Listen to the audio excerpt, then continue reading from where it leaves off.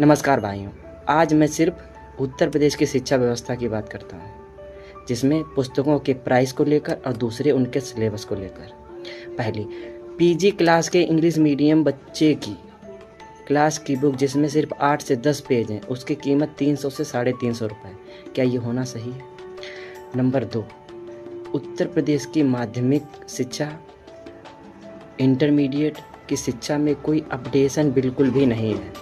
ऐसी शिक्षा देने से क्या मतलब है? कोई नियम कभी भी लागू हो गया, कोई प्रैक्टिकल किया गया विज्ञान की तरफ से, और अगर उसका निराकरण आ गया है जिसको गलत साबित कर दिया गया है, उसके बाद उसमें कोई अपडेशन नहीं है। न्यूटन के लॉज को लेकर अब आप एक बात सोचिए, वही बच्चा जो 8 में न्यूटन के लॉ को सही मानता है, जब वो बीएससी एमएससी करता है और वो आइंस्टीन के लॉ को पढ़ता है, तो ये उसका टाइम ऑफ वेस्ट हुआ कि नहीं? कि हाई स्कूल में उसने क्या पढ़ा था और आगे चलकर उसको क्या पढ़ने को मिल रहा है? वही जिसको वो सही मान रहा था, उसी को अब गलत मानना पड़ रहा है।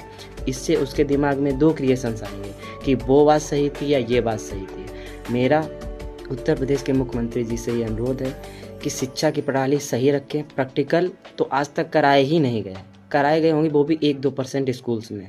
बच्चा ये भी नहीं जानता है कि अम्ल नीले लिटमस पेपर को लाल कर देता है। देखा है किसी ने? हमें तो नहीं लगता है, जहाँ तक पढ़े उसमें कभी लिटमस पेपर दिखाया भी गया हो, कोई बीकर दिखाया भी गया हो, कोई प्रयोगशाला कराई भी गई हो। क्या फ़ायदा?